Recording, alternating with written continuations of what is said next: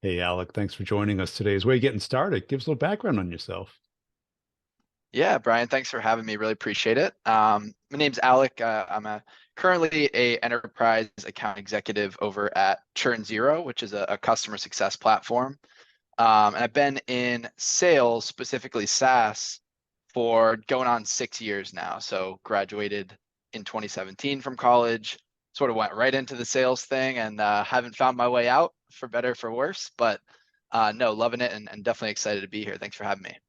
And what do you attribute your skyrocketing success to? It's a great question, and it's tough to nail down just a couple things, right? I think there's a lot of things that I learned. Obviously, I've had a good amount of mentors over the years here at a few different companies. But the number one thing that I always find myself coming back to is genuine curiosity. I think if you don't have genuine curiosity, meaning you tell me something, Brian, and I want to know more about what you just said. If you're willing to just brush something to the side and kind of go to the next thing, sales might not be the best route for you. I've found that really digging deeper and really understanding what people are talking about can help you get to results quicker and also better results as well. Is that something you learned or something you already had or something that's part of you or Yeah, it might be a little bit part of me. I think I see it in other parts of my life as well. But when it comes to sales, the most difficult thing when you're getting started is sort of get away from the script, right? We're sort of trained up to learn a software, a product, a service, whatever the heck we're selling.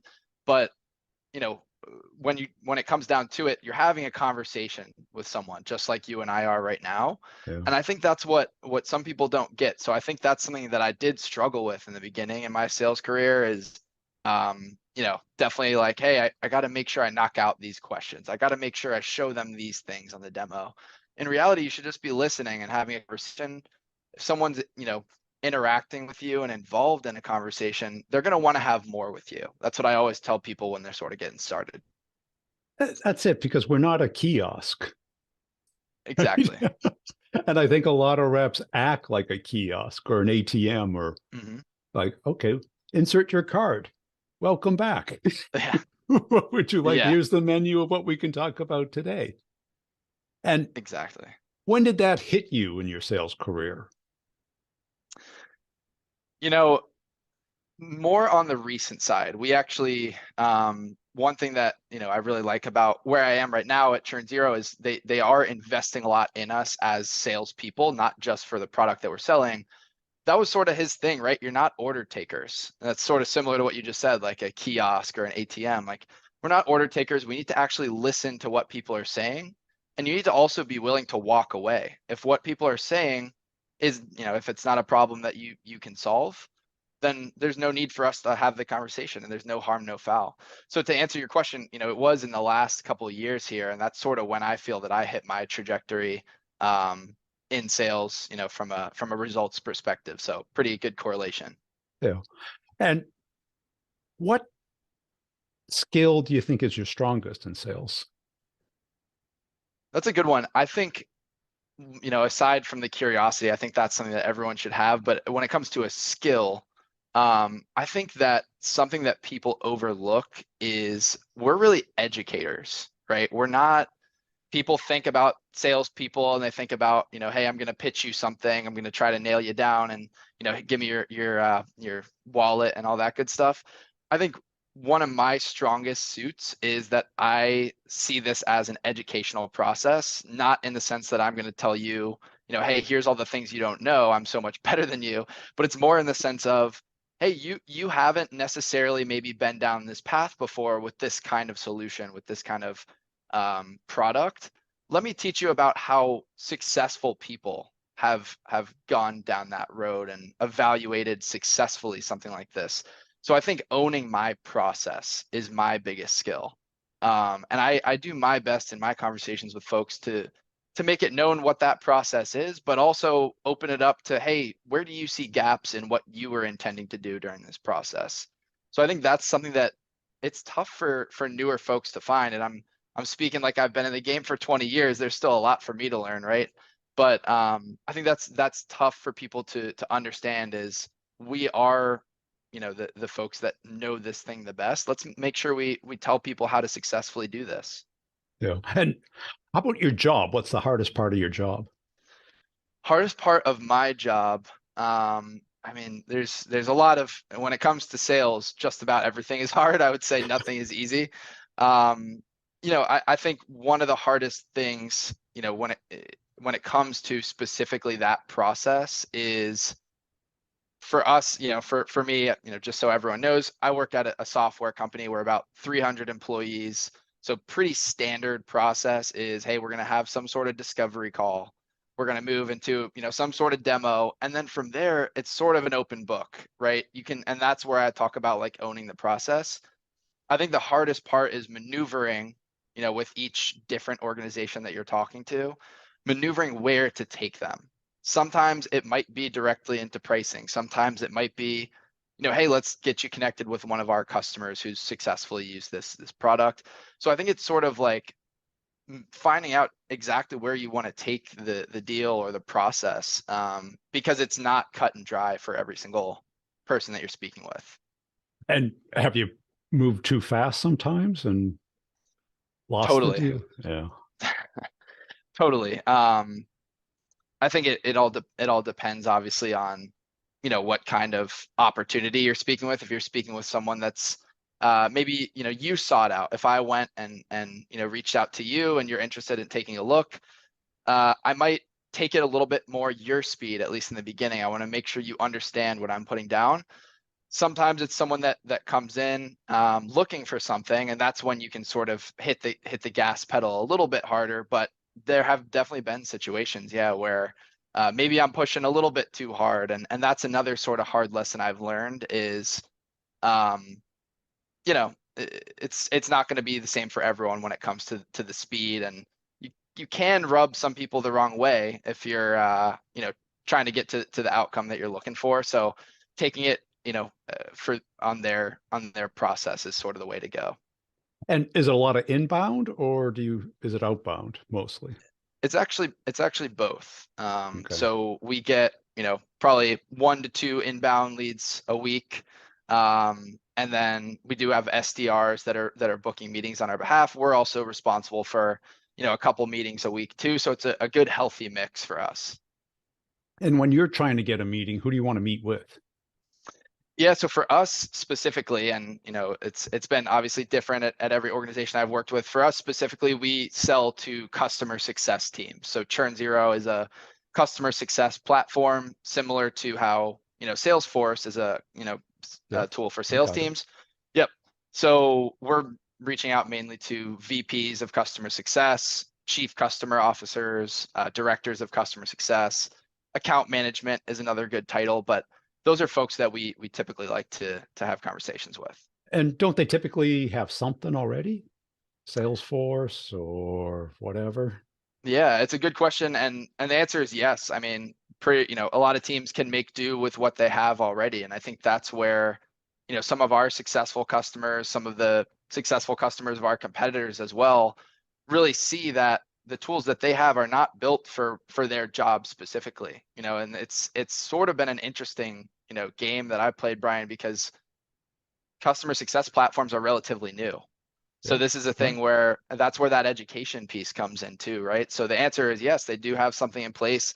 It's not purpose built for what they want to get done and how impactful, retaining customers is for, continuing to get funding for their business or whatever their business goals or objectives are. And so how do you get them to open their mind to a purpose-built product versus using just a contact manager, scheduler type software?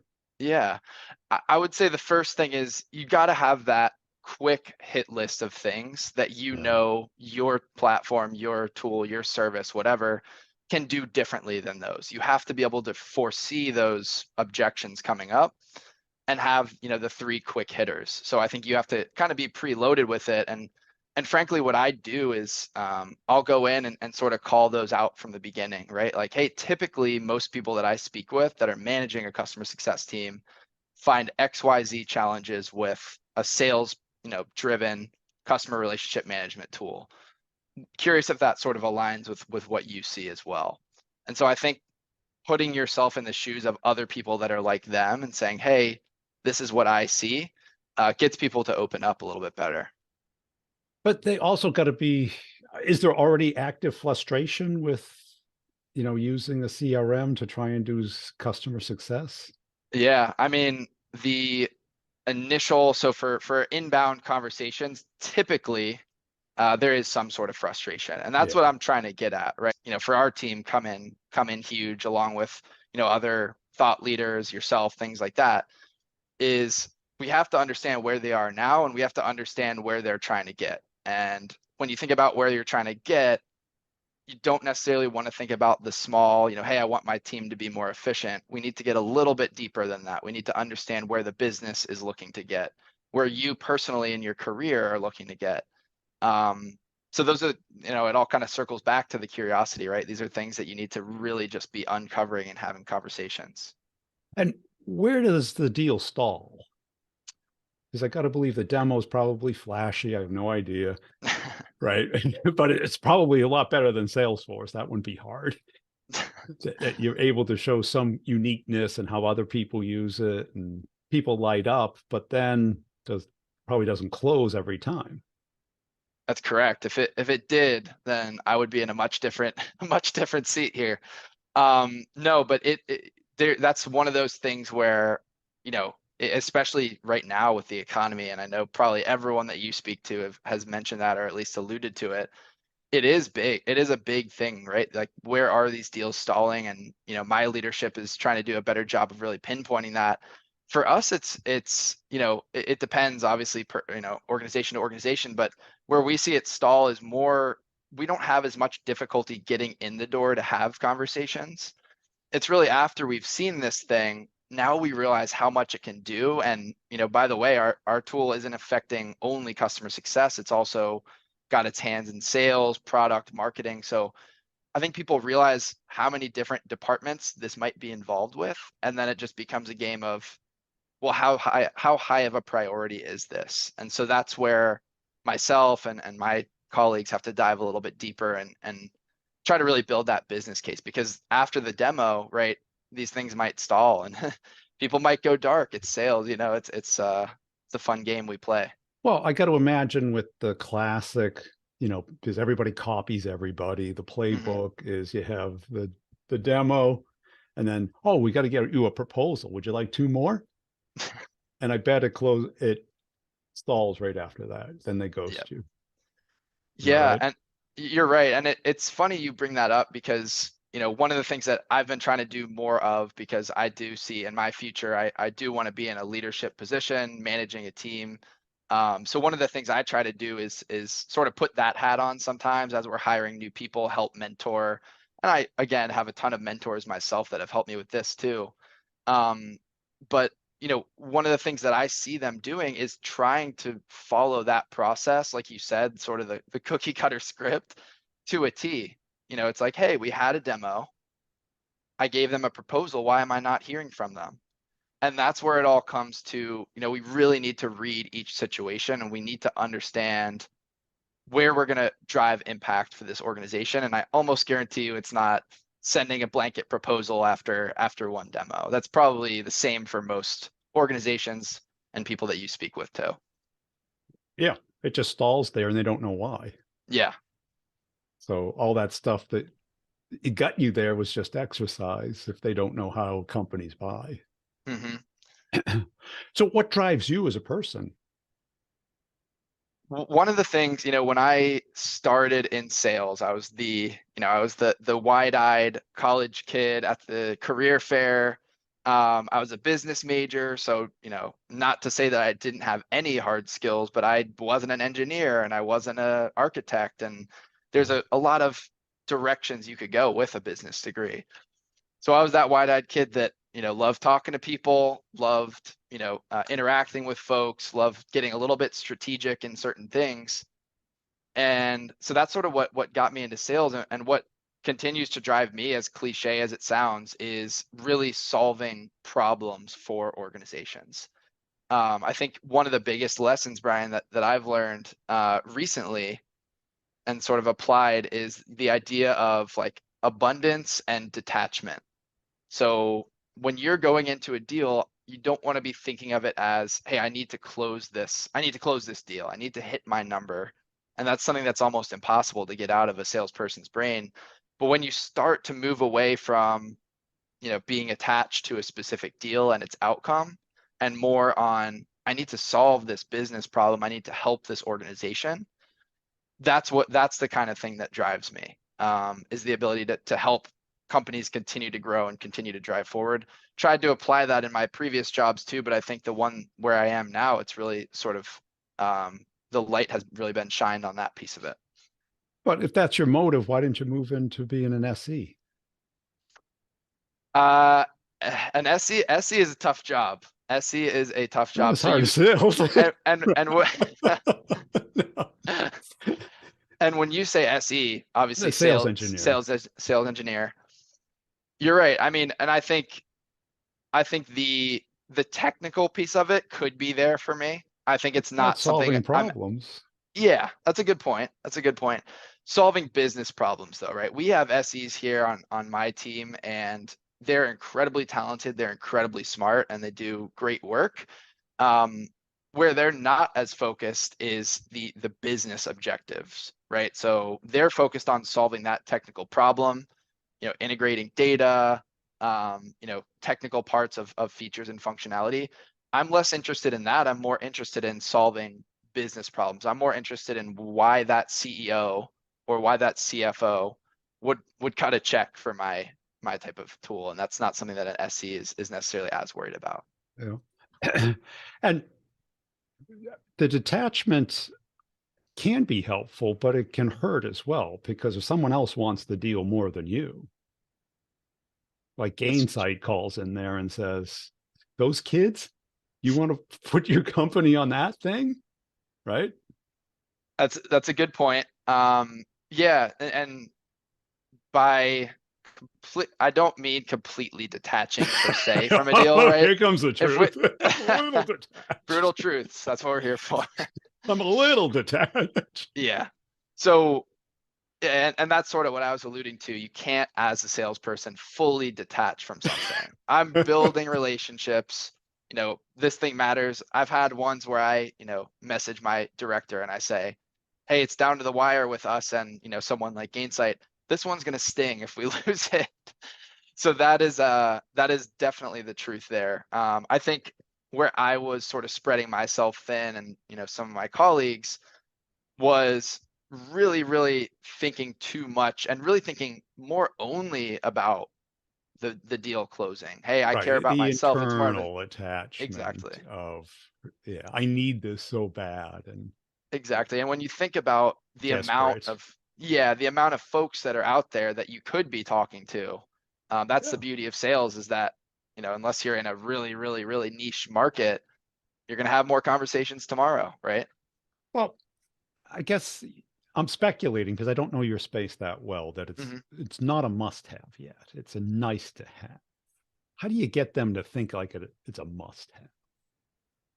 Yeah, and went down the same path, right? He's like, I want to take this where you all are from somewhat of a nice to have, which I think even we agree it can be, but I think where it's headed is to make it, when I talk back to the business objectives, the business problems, what we're seeing if you look on LinkedIn, if you look, if you follow like SaaS or anything like that, is that net revenue retention, so the ability to renew your customers but also continue to grow them is really my CEO Yuman always talks about this. It went from an oh by the way metric in the board meeting to a this is really the North Star. This is what we care about when we're investing.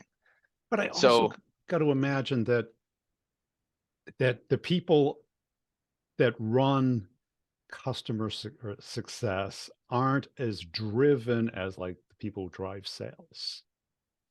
And I think your deals probably get stuck because because most likely it's unbudgeted. mhm, So they got to go pull the funding from somewhere. So it's not that guy can't sign it. So he's got to go sell it internally. And they're exactly. like, well, how are you doing it now? And they go, oh, we use whatever. And why aren't we just sticking with that? And they crumble. You're exactly right. That's Right. one of the biggest things we see that, aside from, or there's others, but the CFO saying, "Hey, we're paying a lot of money for that thing over there. Why We can't already this?" got one. Yeah. Exactly. It's And I better, think but who cares? and I think that that sort of also, Brian, goes back also to the education piece that I think is so important, especially in this job, because you're exactly right. Like VPs of CS and the new, upcoming of the chief customer officer that frankly that hasn't been a job for very long. We're seeing Not more at and all. more. Yeah. Um, Customer success people aren't really used to purchasing software. There hasn't in the past been a dedicated system like that. So that goes all the way back to the education piece, knowing your space, knowing what impact we're going to have, and also helps to have some people that'll be able to back you up. Customers that can speak well of you and impact that they've seen as well. And in the deal, what skill do you think that you have that or is the best that most reps that you work with or have worked with aren't seeing? I, You get I I do, yeah. I get the gist of it. I really think that there's one sort of, I don't know if it would be considered in the weeds thing, but something that I've recently picked up that has actually been working pretty well, and I think it's something that a lot of reps are a little bit scared to do, and that's proactively bring up potential risks, right? yeah. Rather than waiting for them to come to you. Everyone in sales know what happy ears are. And unfortunately, that's the number one thing I hear. Oh, this deal's going to close this week. Why? They Oh, they love said they us wanted it to. Yeah, they love us. because I need it. Yeah, I needed it yesterday. That's the number one thing we I hear. was detached, but now I'm attached. But I think that's what I've gotten good at over, the 3 years that I've been here is being able to identify what those risks could be, what the most common ones are. And one of them, by the way, is the CFO saying, hey, we have something that does this without fully knowing what ours does. And so calling those out earlier rather than later.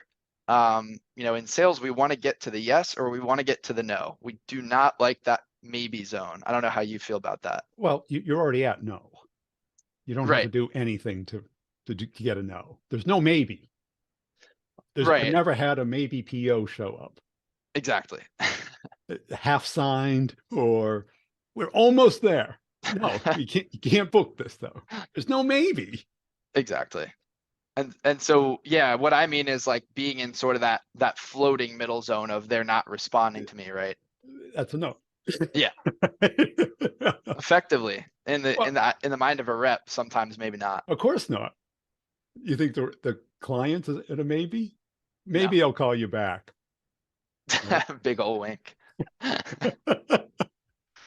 But what I loved was asking those hard questions because for somebody with 6 years experience, that's great insight. Mm, appreciate Because it. yeah, because most people are like, I don't really want to ask because I really don't want to hear the answer because they Exactly. haven't talked to the CFO. They didn't know to talk to the CFO. They talked to their manager. And because Mhm. do these people typically report to the CEO or do they still report to like the CRO? It totally depends on the size of the company. We work with teams, 40 employee shops all the way up to the, divisions of Adobe and things like that. So it really depends. Yeah. Sometimes the CEO is involved, more than often not. Hmm. Yeah. Yeah. So and bringing up those risks, right? It's again getting to where you want to get quicker. Whether that's the budget or we're already paying for something like this, which is big right now, could also be like a technical type of requirement. Ours is very dependent on integrations, right? So information you already have in your ecosystem, hey, let's feed it to ours. There's certain work that comes with that, and that's frankly one of the things that'll slap a deal down late stage. So bringing that up earlier is powerful. And how about judging a deal? Let's say you've been working with them for a while. How can you tell when it's going to close? Have you really gotten a sense of this is a Yeah. real deal versus this is a next year deal when the budget comes around and they rethink it, the next cycle, the renewal of Salesforce or whatever? Yeah, it's a great question.